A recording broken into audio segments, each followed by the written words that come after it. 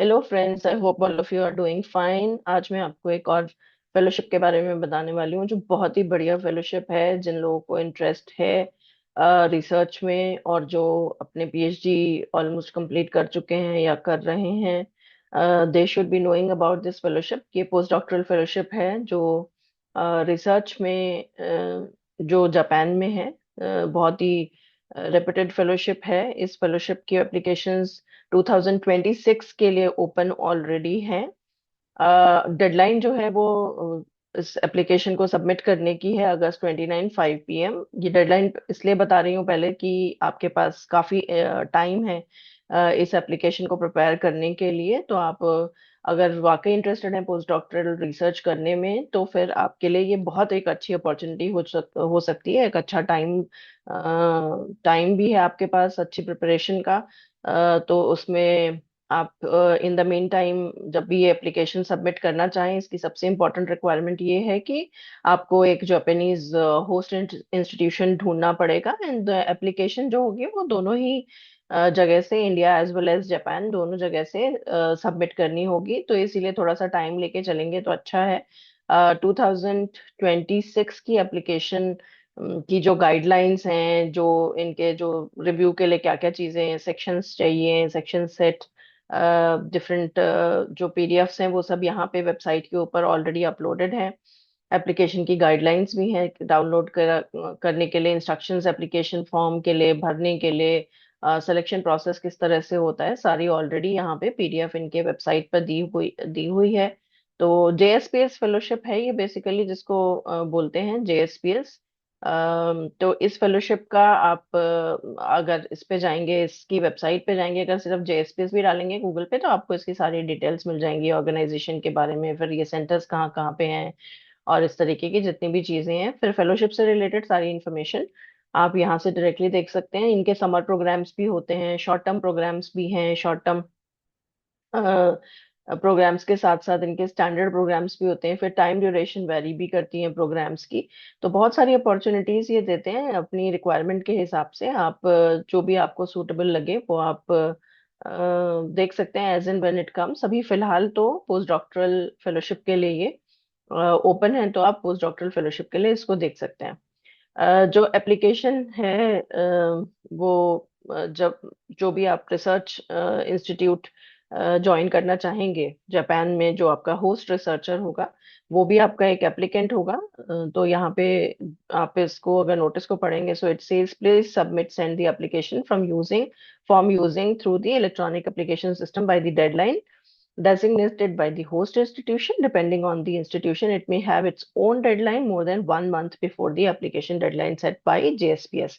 तो host institution की अपनी भी एक डेडलाइन हो सकती है। तो जब भी आप होस्ट इंस्टीट्यूशन ढूंढ लें, उसकी डेडलाइन का ध्यान रखते हुए अपनी एप्लीकेशन प्रिपेयर करें। और होस्ट इंस्टीट्यूशन के बारे में क्या कहा जा रहा है, the institutions application is to be sent transmitted to the president of JSPS by the application deadline for each program. Before sending the application, it should be verified that it has been approved by the head of the institution and that the below stated requirements will be carried out if the application is approved. When submitting the application, first check the list of applications on the JSPS electronic application system to verify that the registered information is correct. तो host institution को भी अपनी एक application submit करनी होगी। आजकल everything is electronic. जितना भी एप्लीकेशंस हैं mostly in more than 90% cases सभी कुछ इलेक्ट्रॉनिक है, डिजिटलाइज्ड सिस्टम है। तो आपको सब कुछ ऑनलाइन ही भरना होगा।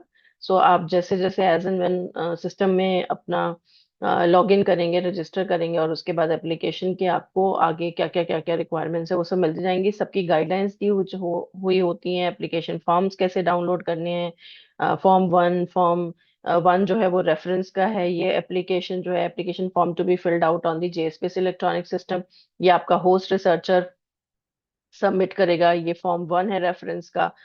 शॉर्ट टर्म के लिए अगर आप अप्लाई कर रहे हैं तो फॉर्म 1 रेफरेंस का अलग है।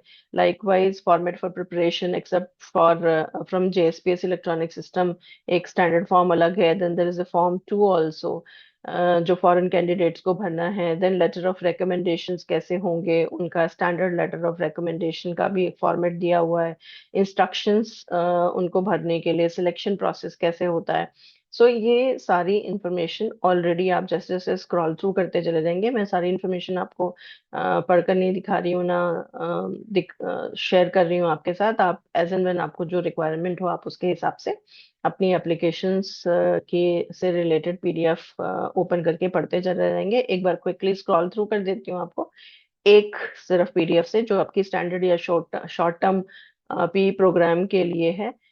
तो इसको अगर आप देखेंगे तो इन्होंने टोटल नंबर एप्लीकेशन पेजेस के वो भी बता रखे हैं आपको, 12 होने चाहिए, जिसमें फॉर्म 1 4 पेजेस का, फॉर्म 2 7 पेजेस का, और एक लेटर ऑफ रिकमेंडेशन होगा।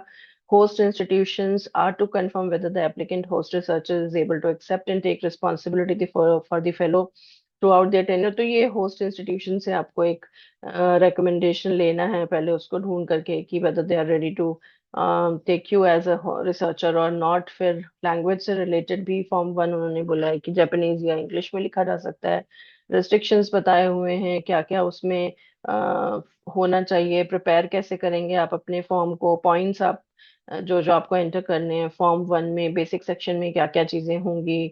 फिर ये सारी डिटेल्स, अगर आप इसके लिए इंटरेस्टेड होंगे तो फिर आप डिटेल्स को पढ़िएगा। एकेडमिक जो डिग्री चाहिए वो पीएचडी या इक्विवेलेंट होनी चाहिए आपकी, क्योंकि obviously this is a post doctoral research, तो आपका पीएचडी होना चाहिए। And usually in some cases you can read the eligibility conditions in detail letter. Mostly क्या होता है, अगर आपने थीसिस सबमिट भी की हुई है, so most of the time इस तरीके की जो फेलोशिप्स होती हैं वो फेलोशिप्स आप भर सकते हैं।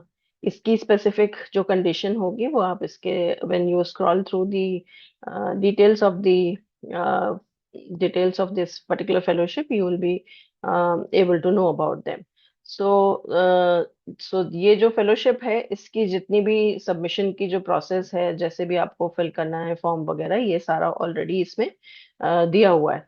सो I am hoping that some of you would be filling up this form. 2026 के लिए ये एप्लीकेशन ओपन है। बहुत ज्यादा डिटेल में मैं नहीं बता रही हूँ, सिर्फ आपको मैं my intention is just to make you aware that this is already open, and you can do that.